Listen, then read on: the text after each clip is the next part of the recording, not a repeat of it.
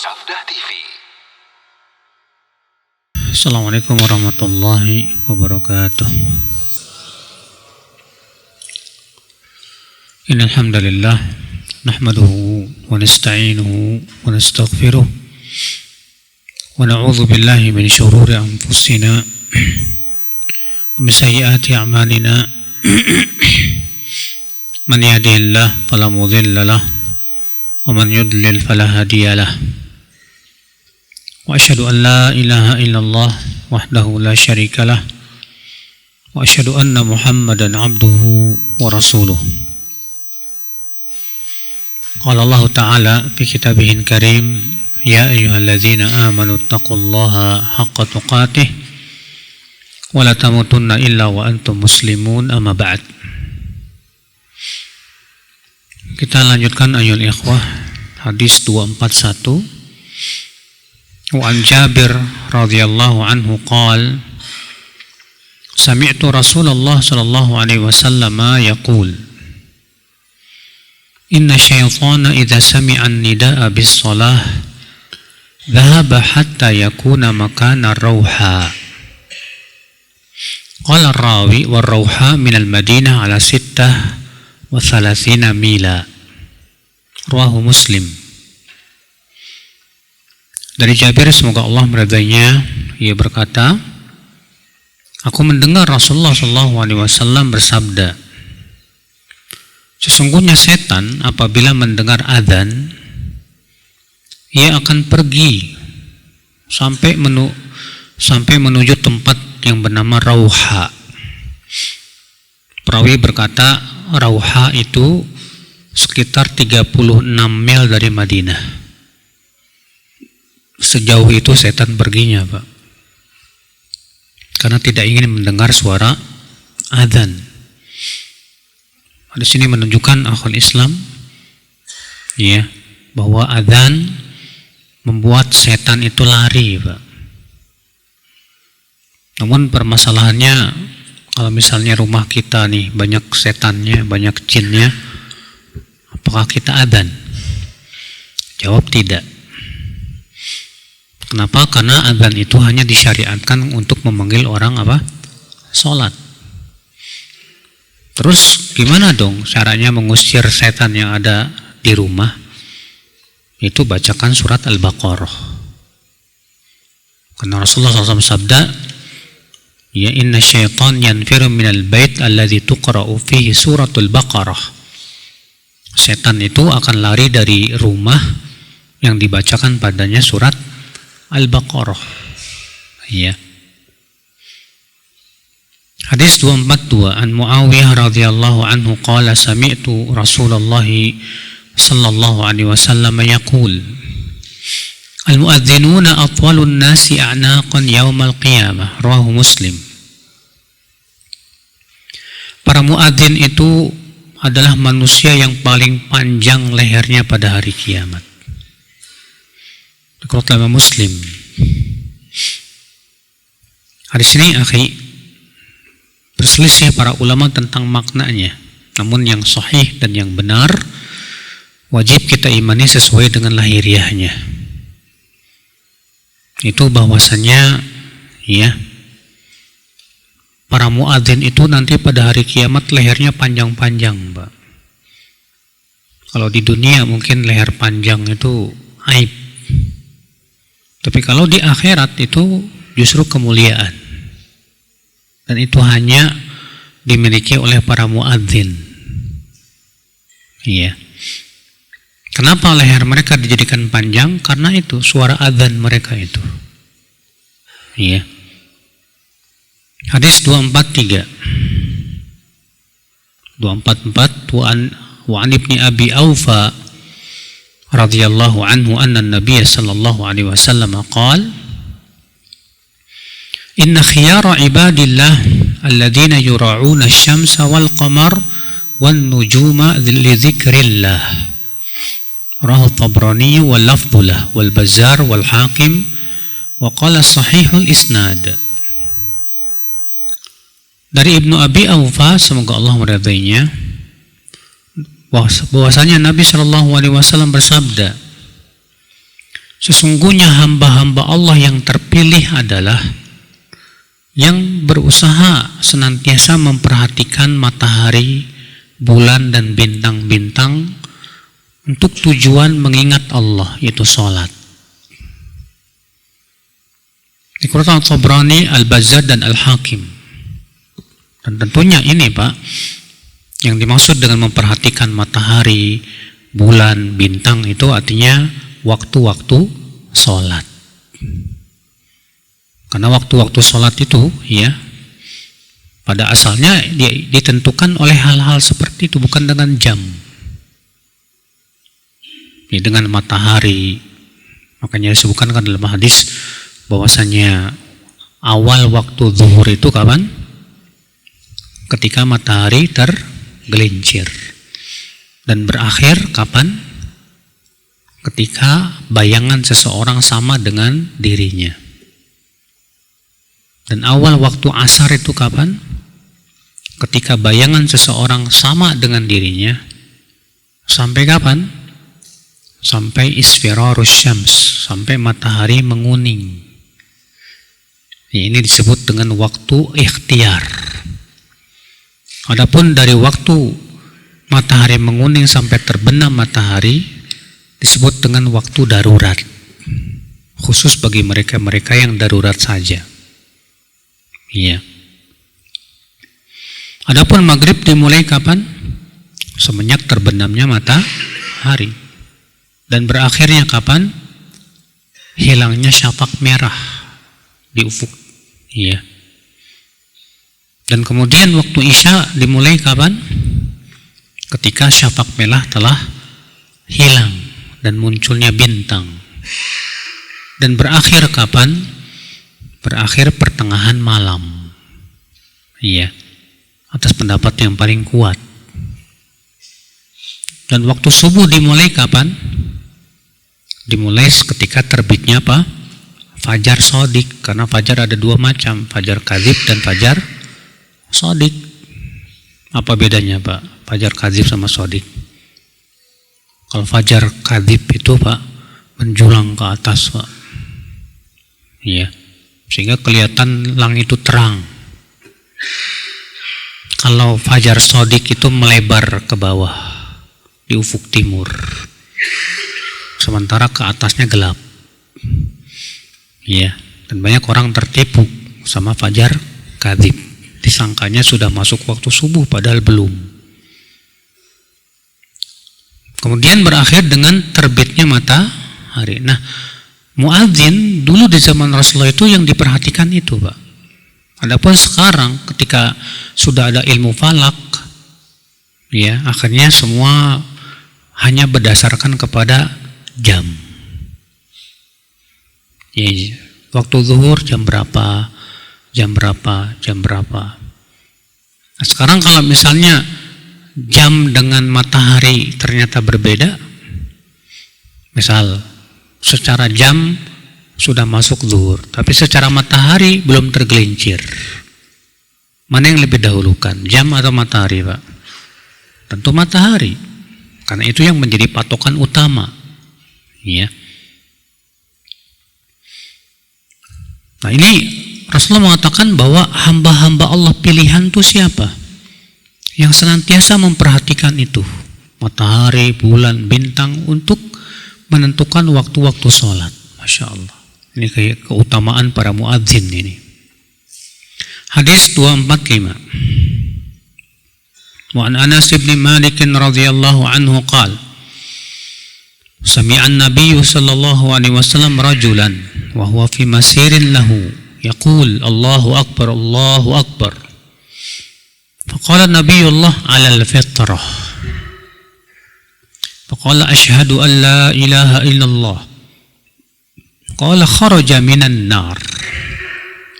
Fastabaqa al-qawmu ila ar-rajul. Fa idza ra'i ghanamin hadarathu as-salah faqama yu'adzin. Rahu Ibnu Khuzaimah fi sahihi wa huwa fi Muslim binahwi. Dari Anas bin Malik, semoga Allah meridainya, Nabi Shallallahu Alaihi Wasallam mendengar seseorang saat dalam perjalanan, artinya Rasulullah ketika sedang perjalanan safar ya, tiba-tiba terdengar suara Allahu Akbar, Allahu Akbar. Maka Rasulullah bersabda, di atas fitrah. Lalu ia mengucapkan asyhadu an la ilaha illallah. Maka Nabi bersabda, ia keluar dari api neraka. Maka orang-orang pun berlomba-lomba untuk melihat siapa itu. Ternyata ia adalah penggembala kambing yang telah hadir padanya waktu sholat. Maka ia pun berdiri untuk adzan. Dikeluarkan Ibnu Khuzaimah dalam sahihnya. Hari ini Bapak sekalian kita ambil faidah yang pertama, ya, bahwa orang yang berada di padang pasir, walaupun dia sedang sendirian, tetap disyariatkan untuk adzan. Tetap disyariatkan untuk apa? Adzan. Ya. Faedah yang kedua yang bisa kita petik dari hadis ini, akal Islam, hadis ini menunjukkan bahwa menjawab adzan itu hukumnya tidak wajib. Kenapa demikian? Karena ketika orang itu berkata Allahu Akbar, Allahu Akbar, Rasulullah hanya mengatakan apa? Alal fitrah, di atas fitrah. Ternyata Nabi tidak menjawab. Ketika ia mengucapkan asyhadu an la ilaha illallah, Nabi mengatakan apa? Kharaja minan nar, ia telah keluar dari api neraka. Berarti ini menunjukkan bahwa ya, menjawab adzan itu tidak wajib, tapi ia sunnah muakkadah, sunnah yang sangat ditekankan. Dan inilah dalil yang memalingkan perintah Nabi dalam hadis yang lain, idza sami'tumul muadzin yuadzin faqulu mithla ma yaqulul muadzin. Apabila kalian mendengar muadzin adzan, hendaklah kalian mengucapkan seperti apa yang diucapkan oleh muadzin. Ini bentuknya perintah. Kita lanjutkan ayol ikhwah, ya. Di dalam hadis yang lain disebutkan Nabi mengatakan apabila kalian mendengar muadzin adzan, ucapkan seperti yang diucapkan muadzin. Dan ini perintah. Ya. Kaidah usul fikih mengatakan perintah itu pada asalnya wajib. Kecuali kalau ada dalil lain yang memalingkan dari wajib kepada yang sunnah. Nah, jumhur mengatakan hadis ini memalingkan dari wajib kepada yang sunnah. Dan hadis ini merupakan dalil bahwasanya menjawab adzan itu hukumnya apa? Sunnah. Tapi sunnahnya bukan sunnah biasa, Pak. Tapi sunnah muakkadah. Ya. Adapun yang tersebar di masyarakat ya bahwa siapa yang muadzin adzan lalu ia tidak menjawabnya nanti kelak jenazahnya bakalan berat. Atau yang lainnya itu palsu, Pak. Dibuat-buat gitu. Iya. Hadis ini menunjukkan kita ambil faedah yang akan Islam, keutamaan syahadat la ilaha illallah. Ketika orang tersebut mengatakan asyhadu an la ilaha illallah, kata Rasulullah kharaja minan nar. Ia keluar dari api neraka. Subhanallah. Itu menunjukkan akan keutamaan la ilaha illallah. Hadis berikutnya hadis 246. Wa an Abi Hurairah radhiyallahu anhu qala kunna ma'a Rasulillah SAW faqama Bilalun yunadi falamma sakat qala Rasulullah SAW man qala misla hadha yaqinan dakhala al-jannah rawahu an-Nasa'i wa Ibnu Hibban fi sahihihi. Dari Abu Hurairah ia berkata, kami pernah bersama Rasulullah sallallahu alaihi wasallam. Lalu Bilal pun berdirilah untuk adzan. Ketika Bilal telah selesai dan diam, maka Rasulullah SAW bersabda, siapa yang mengucapkan seperti ini, yaitu lafaz-lafaz adzan dengan penuh keyakinan, maka ia pasti masuk surga. Iya. Artinya menjawab adzan dengan penuh keyakinan. Ketika muadzin mengatakan Allahu Akbar, Allahu Akbar, kita jawab Allahu Akbar, Allahu Akbar, dan penuh keyakinan bahwa Allah yang paling besar. Ketika muadzin mengatakan asyhadu an la ilaha illallah, kita ucapkan asyhadu an la ilaha illallah. Sambil hati kita meyakini bahwa tidak ada ilah yang berhak diibadahi kecuali Allah saja. Ya. Maka orang yang menjawabnya dengan penuh keyakinan dari hatinya, kata Rasulullah SAW apa? Ia pasti masuk surga kalau mati di atas itu. Karena ya kalau kita perhatikan Pak, adzan itu maknanya luar biasa Pak. Ya Allahu Akbar artinya apa? Allah yang paling besar. Kemudian kita rasakan di hati kita dan hati kita betul-betul membesarkan Allah. Itu dahsyat sekali Pak. Orang yang mengagungkan Allah, membesarkan Allah, pasti dia akan ya membesarkan syariatnya. Orang yang membesarkan Allah pasti dia akan membesarkan larangan dan perintahnya Pak.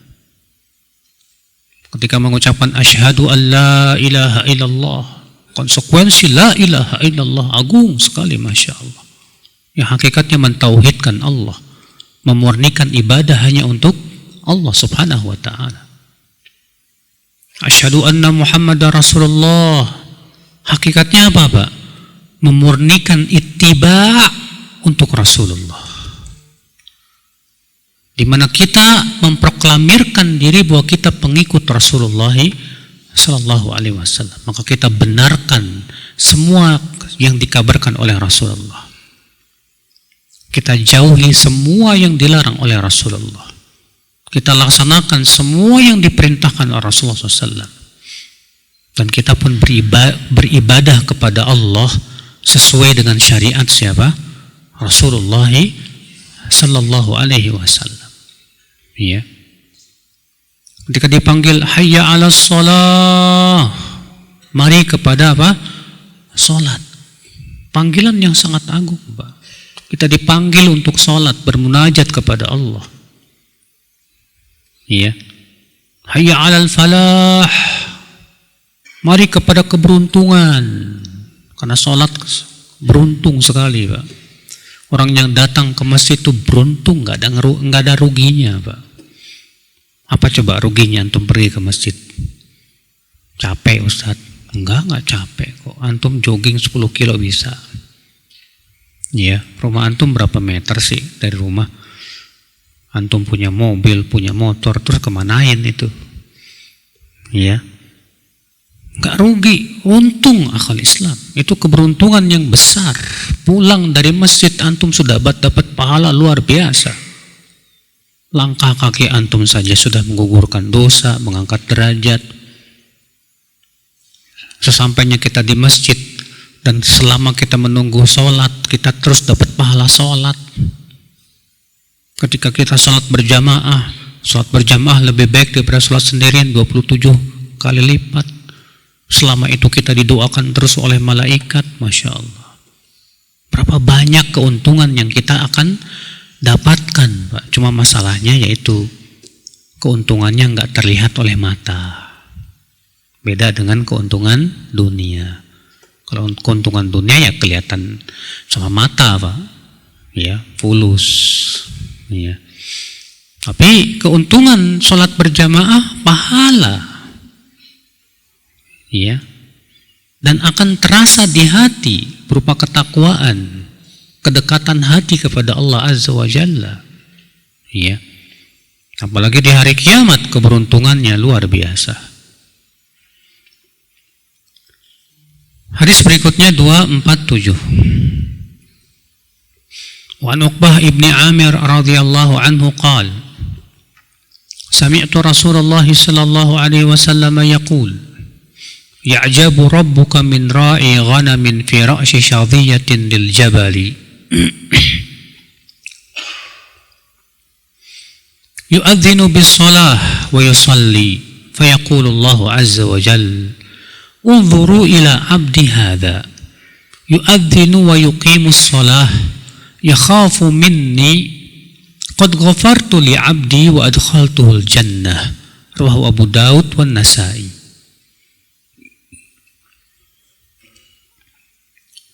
Dari Uqbah bin Amir, semoga Allah meridhoinya, ia berkata, aku mendengar Rasulullah SAW bersabda, Rabbmu kagum kepada penggembala kambing yang berada di puncak bukit, ya, di puncak gunung.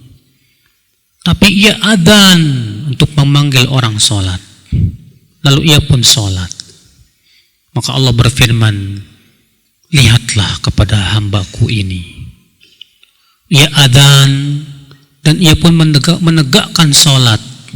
Ia takut kepadaku. Sungguh aku telah ampuni hambaku itu, dan aku pasti memasukkannya ia ke surga.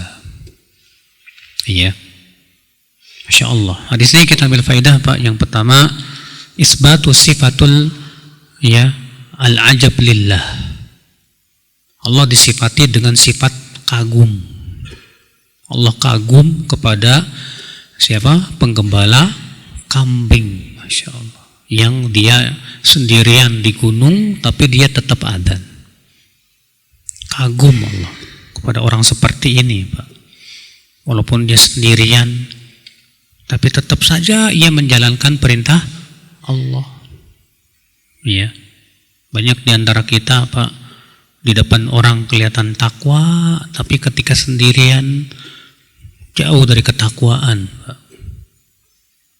Iya. Makanya orang-orang yang sedang sendirian tapi tetap bertakwa hebat, Pak.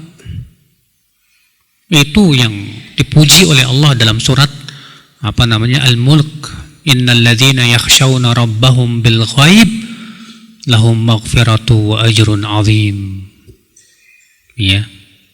Sesungguhnya orang-orang yang takut kepada Allah saat ia sendirian, bagi mereka ampunan wa ajrun kabir, dan pahala yang besar. Ini dia, ya, penggembala kambing ini berada sendirian, sedang menggembalakan kambing, tapi dia tetap melaksanakan apa? Ya, sholat. Hadis ini kita ambil faedah akhwal Islam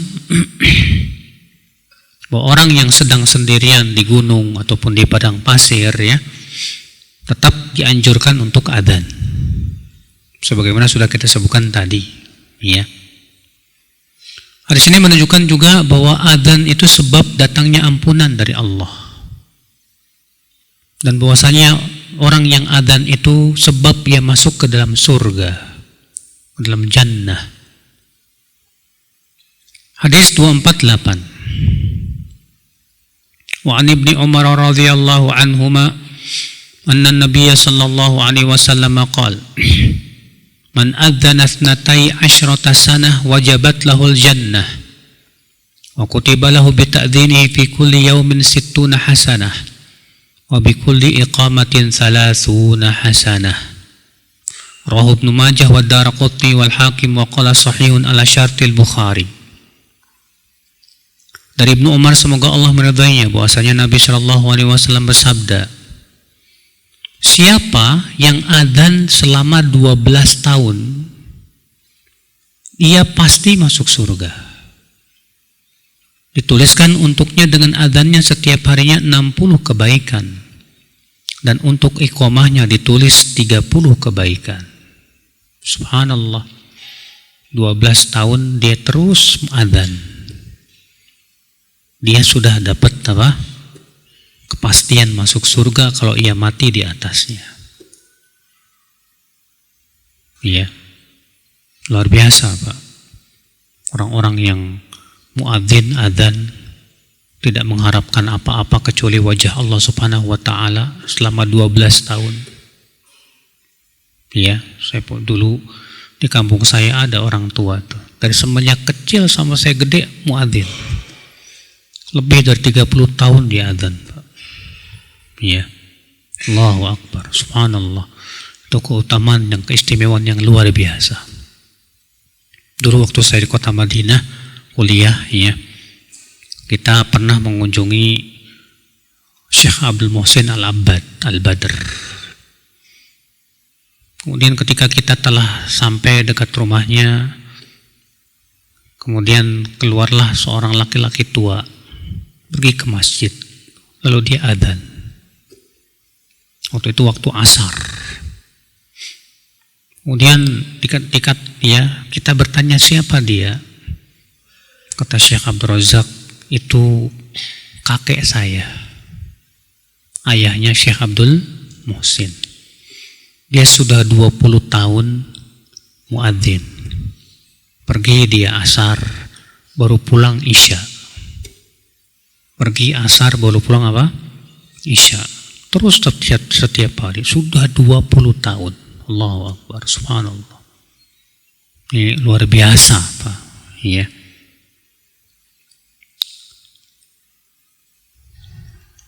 Hadis berikutnya, wa an Salman Al-Farisi radhiyallahu anhu qala Rasulullah sallallahu alaihi wasallam, "Idza kana ar-rajulu bi ardi qi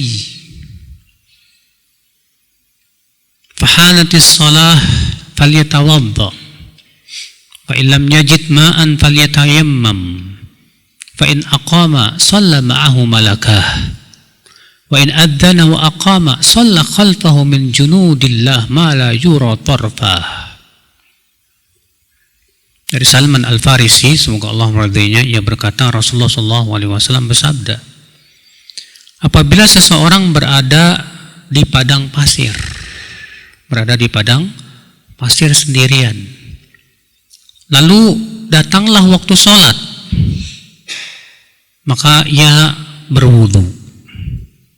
Jika ia tidak mendapatkan air, maka ia tayamum. Jika ia hanya iqomah saja, tidak adzan, maka sholat bersamanya 2 malaikatnya.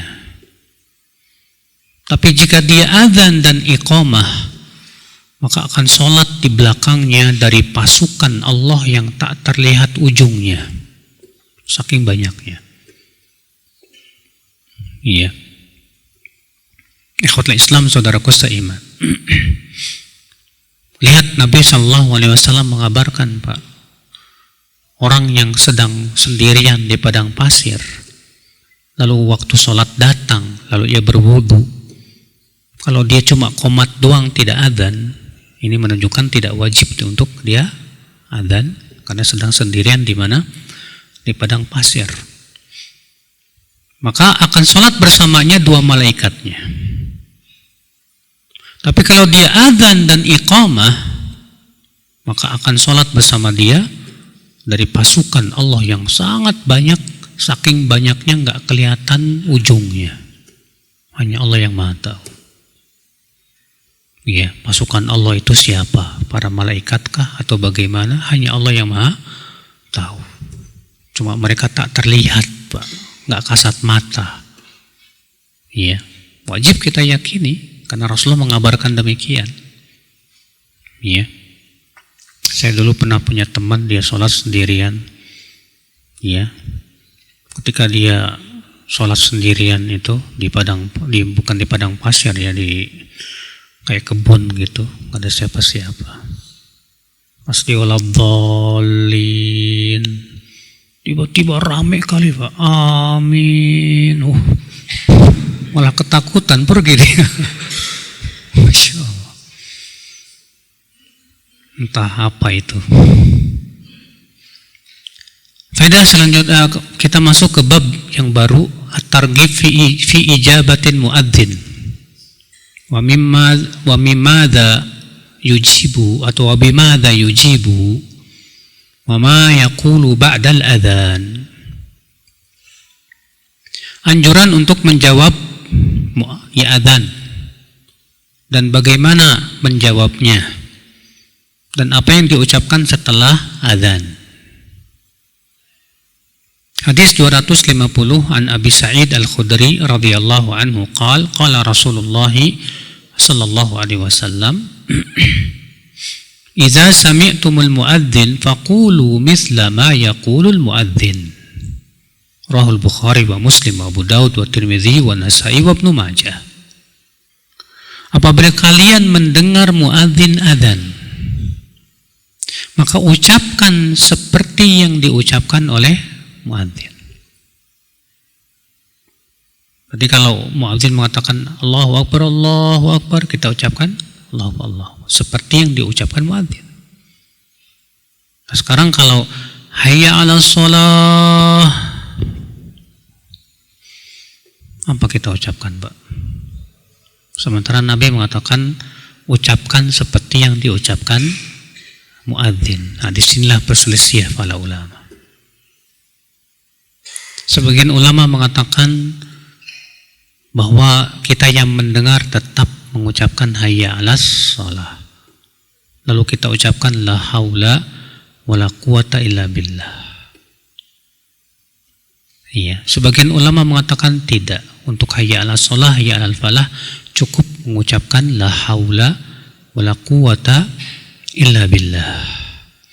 Kenapa? Kata mereka karena ada riwayat lain yang menyebutkan, dan nanti akan kita bacakan, bahwa Nabi mengatakan apabila muadzin mengucapkan hayya 'alas shalah, maka ucapkanlah la haula wala quwata illa billah. Sementara pendapat pertama, Pak, mereka menggabungkan. Kata mereka, Nabi mengatakan ucapkan seperti yang diucapkan muadzin. Berarti tetap kita ucapkan hayya 'alas shalah. Kemudian setelah itu kita ucapkan la haula wala quwata illa billah. Namun wallahu alam, kalau kita melihat hadis, ya, dalil-dalilnya nanti kita akan bacakan di hadis 252, akan tampak sekali, Pak, bahwa ya ucapan hayya 'alas shalah itu kita jawab dengan la haula wala quwata illa billah. Ya. Dan itu mengkhususkan keumuman. Mengkhususkan apa? Keumuman. Hadis 251, wa an Abdullah bin Amr bin al-As radhiyallahu anhuma annahu sami'a an-nabiy sallallahu alaihi wasallam yaqul, idza sami'tumul mu'adzina faqulu mithla ma yaqul thumma sallu alayya fa innahu man shalla alayya salatan sallallahu alaihi biha 'ashra thumma sallallahu liyal wasilah fa innaha manzilatun fil jannah la tanbaghi illa li 'abdin min ibadillah wa arju an akuna anahu faman sa'ala Allah liyal wasilah halat lahu syafa'ah. Rawahu Muslim wa Abu Daud wa Tirmidzi wa Nasa'i. Dari Abdullah bin Amr bin al-As, semoga Allah meridainya, bahwasanya ia mendengar Nabi sallallahu alaihi wasallam bersabda, apabila kalian mendengar muadzin adzan, ucapkan seperti yang diucapkan oleh muadzin. Kemudian bersalawatlah untukku. Karena siapa yang bersalawat untukku sekali saja, maka Allah akan bersalawat untuknya 10 kali. Kemudian mintalah kepada Allah wasilah untukku, karena ia adalah kedudukan di surga yang tidak layak kecuali untuk seorang hamba Allah saja. Aku berharap hamba Allah itu adalah aku. Maka siapa yang memohonkan kepada Allah wasilah untukku, maka ia halal mendapatkan syafaatku. Ya. Hadis ini, akhi,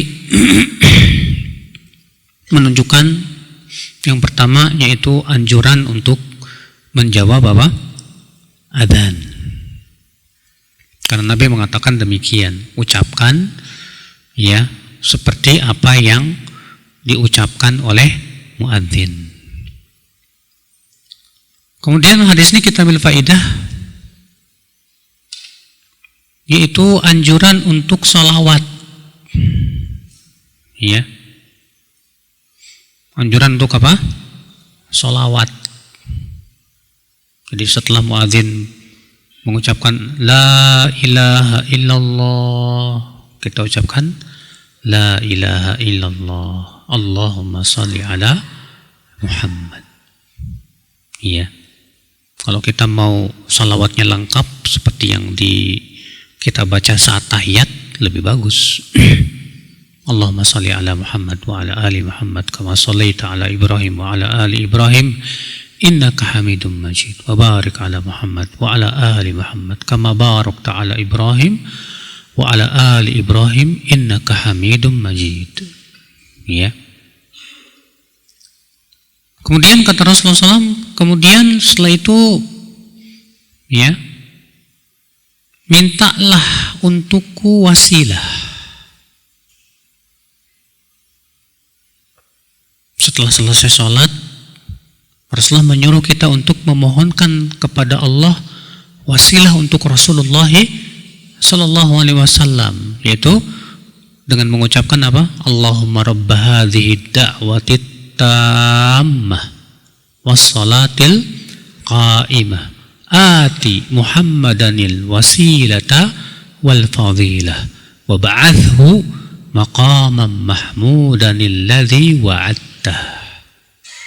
Ya, itu yang kita ucapkan.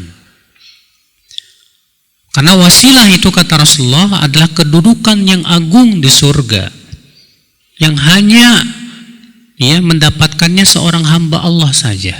Dan aku berharap hamba Allah itulah aku. Maka siapa yang memohonkan wasilah untukku, halal buat dia mendapatkan syafaatku. Ya. Di sini kita ambil faedah akal Islam. Di sini juga menunjukkan akal Islam adanya syafaat Rasulullah sallallahu alaihi wasallam. Namun Pak, tentunya wajib diyakini ya Pak ya, pemilik syafaat secara mutlak hanya Allah. Pemilik syafaat secara mutlak hanya Allah. Siapapun tidak bisa memberikan syafaat tanpa izin Allah. Maka dari itu tidak boleh kita minta syafaat kepada Rasulullah, tidak boleh. Kalau berharap dapat syafaat Rasulullah boleh, nggak masalah. Tapi kalau kita minta syafaat kepada Rasulullah, wahai Rasulullah berikan saya syafaat, nggak boleh. Kenapa? Karena syafaat hanya milik Allah. Allah berfirman, "Qul lillahi syafa'atu jami'a." Katakan syafaat itu hanya milik Allah. Makanya Rasulullah SAW ketika memberikan syafaat nanti pada hari kiamat, Rasulullah minta izin dulu sama Allah, Pak. Allah berfirman, wa kam min malakin fis samawat la tughni syafa'atum syai'a illa min ba'di ay ya'dzana Allahu liman yasha' wa yarda. Berapa banyak malaikat yang ada di langit, tidak bermanfaat sedikit pun syafaat mereka kecuali setelah Allah berikan izin dan ridho. Ya. Ini akhi, jadi syafaat hanya milik Allah. Rasulullah SAW na'am. Demikian pula kaum mukminin pun nanti pada hari kiamat akan memberikan syafaat dengan izin Allah. Dan syafaat yang khusus untuk Rasulullah itu ada 3. Ya, syafaat yang khusus untuk Rasulullah SAW itu ada 3. Yang pertama, syafaat untuk pamannya Abu Thalib agar diringankan siksanya. Kata Rasulullah, walaula ana lakana fid darkil asfali minan nar. Kalau bukan karena aku, kata Rasulullah, ia berada di keraknya api neraka. Tapi dengan syafaat Rasulullah ia diangkat dan diberikan sendal dari api neraka yang membuat otaknya mendidih. Subhanallah. Iya. Yang kedua, syafaat untuk penduduk surga agar masuk surga, Pak. Ini khusus untuk Rasul. Karena surga tidak akan dibuka kecuali bila Rasulullah yang minta. Rasulullah bersabda, "Ati babal jannah fa astaftih." Aku mendatangi pintu surga, lalu aku minta dibukakan. Faqala al-khazin, maka malaikat penjaga surga berkata, "Man ant? Kamu siapa?" Faqultu ana Muhammad. Aku Muhammad. Maka kemudian malaikat penjaga surga berkata, "Bika umirtu alla aftah li ahadin qablak." Aku diperintahkan oleh Allah untuk tidak membukakan surga untuk siapapun sebelummu. Berarti surga baru dibuka kalau Rasulullah yang minta. Setelah itu barulah penduduk surga masuk ke dalam surga. Yang ketiga yaitu asyafa'atul uzma, syafaat yang agung di padang mahsyar. Saat itu kaum mukminin akan datang kepada Nabi Adam, lalu Nabi Nuh, lalu Nabi Ibrahim, Nabi Musa, Nabi Isa. Semua mereka tidak mau, dan mereka menyebutkan dosa mereka waktu di dunia. Akhirnya mereka datang, kaum mukminin mendatangi Rasulullah SAW. Apa kata Rasulullah? Ana laha. Ya. Lalu Rasulullah pun kemudian sujudlah di bawah arasy. Terus Rasulullah SAW memuji-muji Allah. Sampai akhirnya Allah berfirman, ya Muhammad irfa' ra'sak wasal tu'tah wa qul yusma' washfa' tushaffa'. Wahai Muhammad, angkat kepalamu. Silahkan kamu berbicara, kamu akan didengarkan. Silahkan kamu minta, kamu akan diberi. Silahkan kamu memberi syafaat, kelak kamu akan diberikan izin. Iya. Ikhwatul Islam, saudaraku seiman. Nah, nanti kaum mukminin pun juga, Pak, mereka berusaha untuk memberikan syafaat buat kawan-kawannya, Pak. Sukan dalam riwayat Bukhari begitu. Ketika kaum mukminin telah melewati jembatan Sirat, maka kemudian yang selamat sampai ke ujung datang kepada Allah. Ketika melihat teman-temannya, kawan-kawannya masuk ke neraka, jatuh dari jembatan Sirat, datanglah mereka kepada Allah dan berkata, ya Rabb, ikhwanuna alladzina kanu yusalluna ma'ana wa yasumuna ma'ana. Ya Allah, itu mereka teman-teman kami, ya Allah. Dahulu mereka sholat bersama kami dan berpuasa bersama kami. Tolonglah keluarkan mereka dari api neraka. Terus mereka minta, sampai akhirnya Allah berfirman, idhabu ilan nar wa akhriju man ta'rifuna mimman qala la ilaha illallah. Pergilah ke neraka, keluarkan orang-orang yang kalian kenal yang mengucapkan la ilaha illallah. Keluarkan mereka dari api neraka. Iya. Lihat, Pak, kita makanya berharap ya, kita bersama teman-teman yang saleh, ya, kita sholat bersama mereka, saum bersama mereka, berkumpul di majlis ta'lim bersama. Ya, mudah-mudahan dengan banyaknya teman soleh, kalau ternyata kita masuk neraka, ya, mereka kemudian membela kita di hari kiamat. Ya, ikhwata Islam, saudaraku seiman.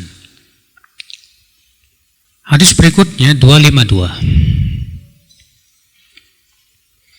Wa an Umar ibn Khattab radhiyallahu anhu qala Rasulullah sallallahu alaihi wasallam, idza qala al-muadzinu Allahu akbar Allahu akbar faqala ahadukum Allahu akbar thumma qala ashhadu an la ilaha illallah qala ashhadu an la ilaha illallah thumma qala ashhadu anna Muhammadar Rasulullah qala ashhadu anna Muhammadar Rasulullah thumma qala hayya 'alas shalah qala la haula wala quwwata illa billah ثم قال حي على الفلاح قال لا حول ولا قوة إلا بالله ثم قال الله أكبر قال الله أكبر ثم قال لا إله إلا الله قال لا إله إلا الله من قلبه دخل الجنة. Dari Umar bin Khattab, semoga Allah meridainya, ia berkata, Rasulullah SAW bersabda, apabila muadzin mengucapkan Allahu Akbar, lalu seseorang dari kalian menjawab Allahu Akbar, lalu ia muadzin mengucapkan asyhadu an la ilaha illallah, lalu ia jawab asyhadu an la ilaha illallah.